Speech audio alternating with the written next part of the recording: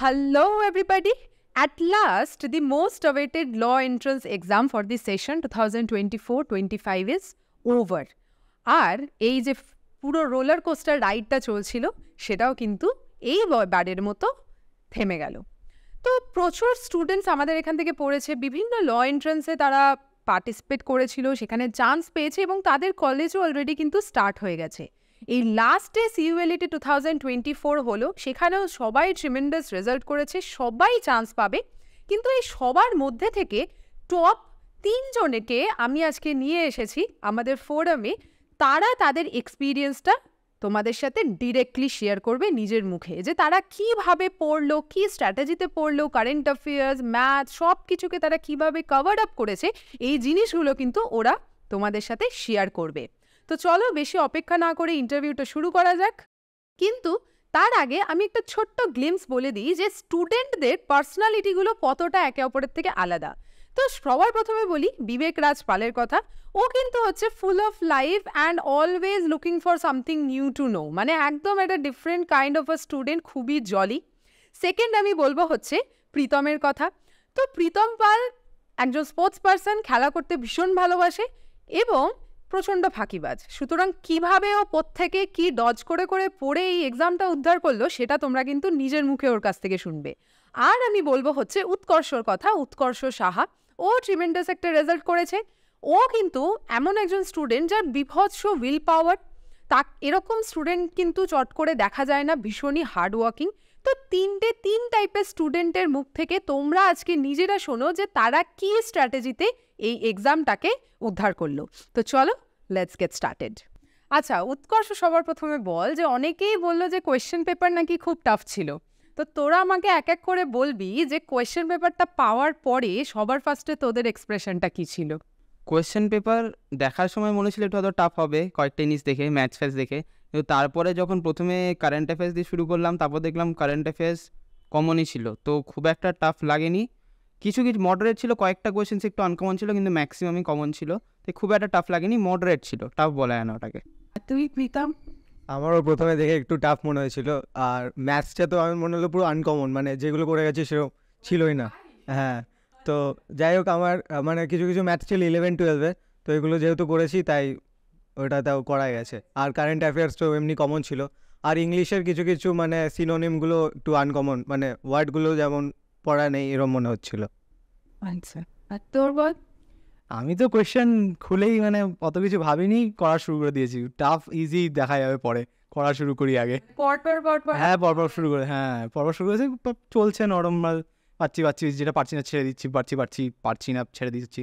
অত কোনো টাইম আমি ওয়েস্ট করিনি, তো ভাবতেই কঠিন না, easy, just do it, go with the flow.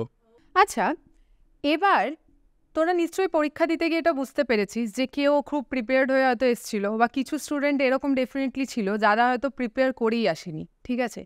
তো তোরা একটুখানি বল যে এই যে এক্সামটার জন্য মানে তোদের প্রিপারেশন স্ট্র্যাটেজিটা কী ছিল, মানে কিভাবে তোরা কোন সেকশনগুলোর উপর বেশি ফোকাস করলি, ঠিক আছে? বা কোনটা তোদের উইক ছিল, কোনটা স্ট্রং ছিল, কোনটা তোদের বেশি পড়তে হয়েছে, মানে কিভাবে পুরো বিষয়টাকে তোরা স্ট্রাকচার করলি সেটা একটুখানি বল।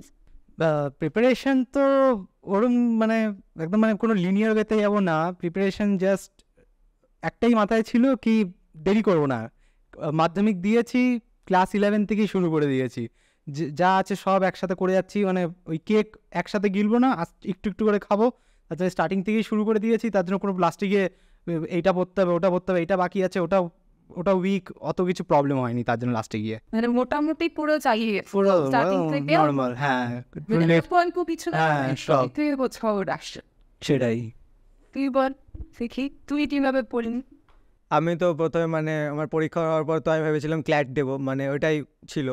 তো তারপর ভাবলাম যদি ক্ল্যাট যদি না হয় তখন কী করবো, তখন ভাবলাম এটা দিয়ে দেখি, তাহলে এটা আর হয়ে যাবে। তো তারপর যে মক টেস্টগুলো দিলাম ওইগুলো থেকে একটু হেল্প হলো, মানে বুঝলাম। প্রিপারেশন তো সেরকম কিছু নিইনি, ইংলিশেও মানে সেরকম ছিল না, শুধু কারেন্ট অ্যাফেয়ার্সটাই পড়া হয়েছে আর ম্যাথসগুলো প্র্যাকটিস করেছি, এগুলো।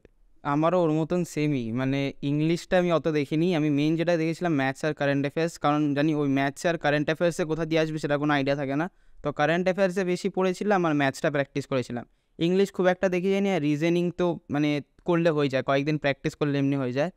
তো হ্যাঁ মানে কনসিস্টেন্ট ছিলাম, করে গেছি সবগুলো, তো হয়ে গেছে পরীক্ষায়। এটা কিন্তু বলতে হবে উৎকর্ষ কিন্তু খুবই হার্ড ওয়ার্কিং, ঠিক আছে? তুই তো হচ্ছিস একদম ফাঁকিবাজ, মানে যত কম পড়লে পারা যায়, ঠিক আছে? আর ও হচ্ছে কি মানে মজায়, হ্যাঁ অ্যাবসেন্ট, মাঝে মাঝে ক্লাসে আসছি, মাঝে মাঝে আসছি না, কিন্তু নিজের লেভেলে, হ্যাঁ নিজের লেভেলে পড়াশোনাটা তোরা সবাই কন্টিনিউ করে গেছিস। আচ্ছা, তো যেরকম তোরা বললি যে ইংলিশ মোটামুটি তোরা অ্যাজ সাচ খুব একটা যে করেছিস সেরকমটা ছিল না, মানে যেটা তোদের বেস ছিল, মানে যতটা তোরা পড়াশোনা মানে স্কুল লেভেল থেকে যে পড়ে এসছিস, মানে সেটার ভিত্তিতে ইংলিশটা মোটামুটি পারা গেছে। মানে এরকম এক্সট্রা অর্ডিনারি এখানে কিছু দেয় না যেটা ধর তোদেরকে মানে পড়তে হবে, ইংলিশ পড়লে তবে পারা যাবে, সেরকম ব্যাপারটা কি মনে হয়েছে? মানে কোনো সেকশন কি এরকম মনে হয়েছে ইংলিশে কোনো স্পেসিফিক কোয়েশ্চেন ধর যে এটা যদি আমি একটু ভালো করে জানা থাকতো তাহলে মেবি পারতাম, বা জানি না বলে আমি লিখতে পারিনি, এরকম কি কোনো কোয়েশ্চেন সেটা ফেস করেছিস এক্সামে গিয়ে? ইংলিশে ছিল মানে ওই যখন মানে একদম স্টার্টিং থেকে শুরু করেছিলাম, করতে যাচ্ছি ওই একটু মানে দেখেছি পেয়েছি কি একটু মানে ভাবতে হবে এটা নিয়ে, তো ওই তখন ওই যেটা ভাবতে হবে মানে একদম এখনই অ্যান্সার মানে আমার লাগছে ভুল হতে পারে, তো ওটা আমি ছেড়ে চলে গেছি, পরে গিয়ে পেরিয়ে গেছি, অত কোনো কঠিন হয়নি। তো কি ফিল হয়েছে, মানে কোন পোর্শনটাতে মনে হয়েছে যে এটা আমি জানি না বা জানা থাকলে? আমি যেটা বললাম ওই যে সিনোনিমগুলো, সিনোনিম অ্যান্টোনিম, ওইটাই বেশি ডিফিকাল্ট লেগেছে। আর অ্যাক্টিভ প্যাসিভটা একটু ডিফিকাল্ট লেগেছিল, আর বাকিগুলো এমনি ইংলিশে পেরেছি। আচ্ছা, তুই? ইংলিশে আমার অ্যাজ সাচ সেরকম কোনো কিছু কঠিন লাগেনি, ইজিই ছিল। সিনোনিম যেগুলো ছিল মানে ওগুলো এমন ছিল যে একটুখানি ভাবলে ওগুলো অপশানে যা ছিল আন্দাজ করা যায়, যেগুলো ঠিক মানে বোঝা যায় পড়ে, তো খুব একটা ইংলিশ কঠিন লাগেনি আমার। তো এটা দিয়ে মোটামুটি বলতে পারি যে যে আমরা যে একটা অ্যাসেসমেন্ট করেছিলাম যে ইংলিশে যেই স্টুডেন্টরা খুব উইক হয়, মানে সেটা তাদের পক্ষে বাকি পেপারটাও একটু ডিফিকাল্ট হয়ে যায়, যেহেতু তোদের ইংলিশটা মানে একদমই ঠিকঠাকই ছিল বলা চলে সবারই, সেই জন্য কারোরই মানে কোনো পোর্শনটাকেই অতটা ডিফিকাল্ট বলে এক্সামে গিয়ে মনে হয়নি, তাই তো? আচ্ছা, নেক্সট আমি বলি, সেটা হচ্ছে যে বল যে অনেকেই এটা বলছে যে কারেন্ট অ্যাফেয়ার্স ম্যাম কি কঠিন ছিল, জিকে কি টাফ ছিল, ঠিক আছে? এইটাকে তোরা মানে তোরা যে বললি যে জিকে কারেন্ট অ্যাফেয়ার্স মোটামুটি তোর জানাই ছিল, কারেন্ট অ্যাফেয়ার্সের উপর বেশি ফোকাস করেছিস, একটুখানি শেয়ার কর যে কিভাবে তোরা পড়তি। মানে অনেকেই বলে যে জিকে কারেন্ট অ্যাফেয়ার্স পড়ছি বাট ওটা আমি ভুলে যাই, ঠিক আছে? তো মনে রাখার পিছনে স্ট্র্যাটেজিটা কি ছিল, মানে কিভাবে তোরা ওটাকে মানে কিভাবে পড়লি যে তোদের ওটা মনে ছিল এবং পরীক্ষায় গিয়েও সেটা কমন মনে হয়েছে, ঠিক আছে? তাহলে পরে যারা ধর এক্সামটা দেবে তারা একটু কিছু বুঝতে পারবে যে তাদের কিভাবে করা উচিত জিকে কারেন্ট অ্যাফেয়ার্সটা। প্রথমত জিকে কারেন্ট অ্যাফেয়ার্সের তো কোনো ফিক্স সিলেবাস থাকে না, যেমন যেখান থেকে দিতে পারে। এবার কিছু কিছু এমন থাকে যেগুলো প্রিভিয়াস নয়, যেগুলো আমরা ছোটোবেলায় দিয়ে পড়ে এসেছি, কিছু সেই রিলেটেড কোয়েশ্চেন থাকে, সেইগুলো যদি একটু মনে থাকে সেইগুলো মনে রাখার চেষ্টা করলে সেখান থেকে কিছু হয়ে যায়। আর তোমরা যে স্টাডি মেটেরিয়ালগুলো দিতে জিকের জন্যে, সেগুলো ওরমভাবে মুখস্থ তো করা যায় না, কারণ অনেকগুলো প্রায় 800-র ওপর এমসিকিউস এরকম ছিল, তো রোজ পড়তে পড়তে রোজ একবার করে সব কটা পড়লে ওটা থেকে যায়, একটা আইসেট হয়ে যায়, তো ওটা প্রবলেম হয় না, কমন তখন চলেই আসে পরীক্ষায়। মানে 800টার মধ্যে থেকে 100টা নয় আনকমন আসে, 200টা আনকমন আসে, সব তো একদম মানে একটাও আসে না, চলে আসে ওখান থেকে। তো কারেন্ট অ্যাফেয়ার্স জিকে বারবার দেখলে হয়ে যায়, মানে রেগুলার যারা পড়ছে হ্যাঁ, তাদের নিয়ে রেগুলার একবার করে পড়লে হয়ে যায়। আর ওগুলো পড়তে বেশিক্ষণ টাইমও লাগে না, হার্ডলি 2.5 ঘন্টা লাগবে মানে সব পড়তে। সবগুলো পড়তে বেশিক্ষণ, মানে প্রথম দিন টাইম লাগবে, তারপর যখন একবার পড়ে নিচ্ছে তখন আপনি হয়ে যায় তাড়াতাড়ি, তখন তার মানে এমনি অত ভালোভাবে পড়ে যায় না, রোজ দিন দেখতে একটা আইসাইট হয়ে যায়। মানে যে এই এক্সামে যে কারেন্ট অ্যাফেয়ার্সগুলো এসেছিলো, মানে এগুলো মানে যেগুলো তোমরা যে স্টাডি মেটেরিয়াল দিয়েছো ওখান থেকেই এসেছিলো। আর ওর মধ্যে মানে ওইগুলো মনে ছিল কেন কি আমার ওই মানে যেমন স্পোর্টসের ছিল একটা BW চ্যাম্পিয়নশিপ, ওইগুলো মানে ইন্টারেস্টিং, ওই জন্য আমার ওইগুলো মনে রাখতে ইজি হয়েছে। মানে যেটা মনে হয় যে এটা আমার জোনের সেগুলো হ্যাঁ বেশি করে ওইগুলো হ্যাঁ। আর জিকে তো সেভাবে কিছু পড়িনি, জিকে যা জানতাম সেটাই। মানে আলাদা করে জিকে না, আসলে জিকে স্পেসিফিক্যালি না। পড়িস। না, তুই কিভাবে করি? স্টার্টিং থেকে যেভাবে ওই আগে বলেছিলাম কি সব একসাথে না করার, তাহলে ওই প্রত্যেক দিন মানে ক্লাস 11 থেকেই আমি ওই নিউজ শুনতে শুরু করে দিয়েছি, নিউজ চ্যানেল, ওই ইউটিউব চ্যানেল। আমি কখনোই মানে ট্র্যাডিশনাল নিউজ দেখিনি, ওই ইউটিউবে উইঅন আছে, তারপরে ফার্স্ট পোস্ট আছে, ওসব চ্যানেলে নিউজ দেখা শুরু করেছি, নিউজ প্রত্যেক দিনের প্রত্যেক আপডেট থাকছি, মানে একসাথে প্রত্যেক মাসের লাস্টে গিয়ে প্রত্যেকটা কারেন্ট অ্যাফেয়ার্স করা আমার অনেক কঠিন। প্রত্যেক দিন ওই ইউটিউবে ও বলছে, তারপরে IAS IPS ওরা যে রেডি করে ওদেরও নিউজ দেয় প্রত্যেক দিন, তো ওসবও শুনছি, তাহলে ওই ইউটিউব থেকে মানে শুনে শুনে মনে রাখার চেষ্টা করছি, কারণ কি মুখস্থ হচ্ছে না, তো শুনে মানে এক্সপিরিয়েন্স করছি কি আজকে এটা হলো, কালকে এটা হলো, ইন্ডিয়াতে এটা হচ্ছে, ওই চ্যানেল বানাচ্ছে, মানে অনেক তার জন্য অনেক সোজা হয়ে গেছে, ইজি হয়ে গেছে। আর জিকেটা তো ওই স্টাডি মেটেরিয়াল, ওটাই প্রত্যেক দিন 10টা করে পড়েছি। তারপরে প্রত্যেক মাসের লাস্টে গিয়ে ওই যে 10টা ছিল ওগুলোকে আবার ডিভিশন দিয়েছি, আবার 10টা ডিভিশন, 10টা ডিভিশন। তো এইভাবে ইজি হয়ে গেছে, মুখস্থ ইজি, মানে মাথায় থাকছে। আচ্ছা, তাহলে মোটামুটি যা দেখলাম তোদের 3 জনের 3 রকম স্ট্র্যাটেজি ছিল। একজন বললি যে কি যা ছিল মোটামুটি আমি রোজ পড়তাম, ঠিক আছে। আরেকজন প্রীতম বললি হচ্ছে যে যেটা আমার ইন্টারেস্টিং পার্ট সেগুলো আমার বেশি ভালো মনে থাকতো, মানে সেটা নিয়ে ডিফিকাল্টিস হতো না। তুই যেটা বললি সেটা হচ্ছে যে ছোট ছোট করে, মানে একবারে আমি সব পড়তে পারবো না বাবা, প্রত্যেক দিনেরটা অল্প অল্প অল্প অল্প করে আমি মনে রাখার চেষ্টা করব। তো এইটা বেসিক্যালি তাহলে কি বোঝা গেল যে এরকম, এটা কিন্তু কোনো ফিক্স রুল হয় না যে জিকে কারেন্ট অ্যাফেয়ার্স কীভাবে মনে রাখা যাবে। মানে যার ক্ষেত্রে যেভাবে সুবিধা সে সেইভাবে পড়েছো এবং চান্সও পেয়েছো, সুতরাং এটা কোয়েশ্চেনেবল নয় আদেও যে কি এইভাবে এটা কি কারেক্ট স্ট্র্যাটেজি কিনা। কারেক্ট স্ট্র্যাটেজি তো বোঝাই যাচ্ছে, যার জন্য যেটা কনভিনিয়েন্ট হয়েছে সে সেইভাবে মনে রেখেছো, ঠিক আছে। নেক্সট এবার বলি হচ্ছে যে রিজনিং কি খুব বুঝতে কঠিন মনে হতো? মানে অনেকেই আমি দেখেছি যে ডিরেকশন টেস্ট মেবি সলভ করতে অসুবিধা হচ্ছে, ঠিক আছে, বা নাম্বার সিরিজ করতে পারছি না, বা অ্যালফাবেট সিরিজ বুঝতে পারছি না। মানে তোদের ক্ষেত্রে কি ব্যাপারটা ছিল? মানে ম্যাথস আর রিজনিং এই দুটো মোরললেস একই টাইপের একটা জর্নার বলা যায়। মানে একটু ক্যালকুলেটিভ যার মাইন্ড চলবে সে মোটামুটি রিজনিং তো পারবেই, ম্যাথসটা প্র্যাকটিস করতে হবে তাকে। তো এই দুটোর মধ্যে তোর কোনটা বেশি টাফ মনে হয়, আর কোনটা তোর ক্ষেত্রে মনে হয়েছে যে এটা আমি 2-1বার জাস্ট দেখেই আমি বুঝে গেছি, আমার খুব একটা ডিফিকাল্টিস ফেস হয়নি? আর বাই দ্য ওয়ে আরেকটা জিনিস বলবি, সেটা হচ্ছে তোদের 12-এ কারোর ম্যাথস ছিল কিনা? মানে প্রীতমের তো ছিল, তো সায়েন্স ব্যাকগ্রাউন্ড, ঠিক আছে, তোদের ছিল না, সেই ক্ষেত্রে তোরও ছিল ম্যাথস, ও তোর ইকোনমিক্স ছিল, মানে মোটামুটি লিঙ্ক সবারই ছিল, ঠিক আছে। তাহলে তোরা বল হচ্ছে যে এই লজিক্যাল রিজনিং আর ম্যাথসটাকে কিভাবে তোরা করলি? মানে হয় না যে একটা বাকআপ তো আমাকে করতে হবে, যে করি যে যাতে পারি মনেও থাকে, সেইটা কিভাবে করলি একটু বল। মানে সবারই ভয়ের জায়গাটা এটা। রিজনিংটা খুব একটা টাফ ছিল না, ম্যাথসও একদম টাফ ছিল বলবো না। রিজনিংয়ের যেমন কয়েকটা কোয়েশ্চেন ছিল যেগুলো আমি এখানে মকে দিয়েছি, ওখান থেকে ডাইরেক্ট ছাপা কোয়েশ্চেন ছিল, তো ওটা দেখতে হয়নি, মানে ঠিক আছে দেখে একবারে দেখে বুঝে গেছে এইটাই কোয়েশ্চেন। তারপর কিছু ম্যাথস ছিল যেগুলো এখানে করার সেম ওরকম ম্যাথসই একটা ছিল, মানে সেটা আগের দিনই করেছিলাম রাতে, তো ওই ম্যাথসটা চলে এসেছিলো। এবার ম্যাথসে যেটা একটা দুটো প্রশ্ন ছিল, একটা সাইনের অঙ্ক ছিল, একটা লগের অঙ্ক ছিল, তো ওই দুটো কঠিন লাগতে পারো, কারণ আমার নিজের লগের কোয়েশ্চেনটা কঠিন লেগেছিলো। কিন্তু বাকি তো সব 10 লেভেলের নিচের কোয়েশ্চেন ছিল, আর ওগুলো এখানে ক্লাসেও করেছি, তো ওগুলো খুব একটা টাফ লাগেনি, ওগুলো সলভ করে ফেলতে পেরেছি। আর রিজনিংও অ্যাজ সাচ কিছু টাফ ছিল না, রিজনিংও মোটামুটি ইজি ছিল, মানে একটু ভাবলে আনসার বেরিয়ে আসার মতন রিজনিং ছিল, চিন্তা করে করতে পারি, ওখানে মানে কারোর জন্য খুব একটা টাফ যে ওরকম নেই, একটু ভাবলেই আনসার বেরিয়ে আসবে, মানে একটু মাথাটা চালাতে পারে। মানে এই এক্সামে যেরকম রিজনিং থাকে, যেরকম কোডিং এইগুলো থাকে, এই বছর তো সেরকম কিছু ছিলই না, ওরকমই প্র্যাকটিস করে গেছিলাম। তো আর নতুন কি নতুন যেমন ইনফারেন্স ছিল, আর বয়েজ মানে ওরকম নাম্বার অফ বয়েজ মানে কি ভেতরে, হ্যাঁ র্যাঙ্কিং, ওইটা ছিল, ওইটা ওরকম ম্যাথসে ছিল, হ্যাঁ ওইটা তো পেরেছি, মানে রিজনিং সবই পেরেছি সবকটাই। আর যেটা ফ্যামিলি ট্রি যেটা থাকে ওটা তো আমি একটু মানে নোট করে দেখতাম, দিয়ে ওটা পেছন থেকে আমি করে ভাবে বার করতাম, মানে ব্লাড রিলেশন, হ্যাঁ ব্লাড রিলেশনগুলো। আর ম্যাথসে তো আমার 12-এ যা করেছিলাম, মানে ওই লগ তুলা বা ওইগুলো, ওই জন্য সাইন আর লগের, হ্যাঁ ওইটা পেরেছি। আর শুধু ম্যাথসে আমি কম্পাউন্ড ইন্টারেস্ট ওটা প্র্যাকটিস করিনি, আর ফর্মুলা জানতাম না, ওটাই গুলি ফেলেছি, মানে একটা ছেড়ে বাকি সব করতে হ্যাঁ ম্যাথসে সব করে পেরেছি। আচ্ছা মানে আচ্ছা বল, তুই বল তুই কি করছিস ম্যাথসে? ম্যাথস তো 11-12 ছিল, ইকোনমিক্সটা ছিল, তার জন্য মানে নাম্বারস আমি পাচ্ছি, বাট XYZ না, একদম না, আমি মানে ছেড়েই দিয়েছি, আমি মানে পারবো না। প্রথমে আমি মাথায় রেখেছি হবে না, আমি ওগুলো রেখে দেবো, লাস্টে সব রেখে দিয়েছি। তারপরে গিয়ে হ্যাঁ মানে কি আমার আবার আরেকটা ছিল, আমি যখন মাধ্যমিক দিয়েছিলাম আমাদের তখন 30% রিডিউস সিলেবাস ছিল, তার জন্য লগ আর সাইন আমাদের ছিল না সিলেবাসে। তো আমি মাধ্যমিকে আমি সেটা প্র্যাকটিসই করিনি, মানে স্টার্টিংয়ে করেছিলাম, বাট তারপরে তো এক্সামই নেই, তার জন্য আমার প্র্যাকটিস নেই, তো আমি মানে একদমই পারবো না, ওটাই ভেবে চলেছি।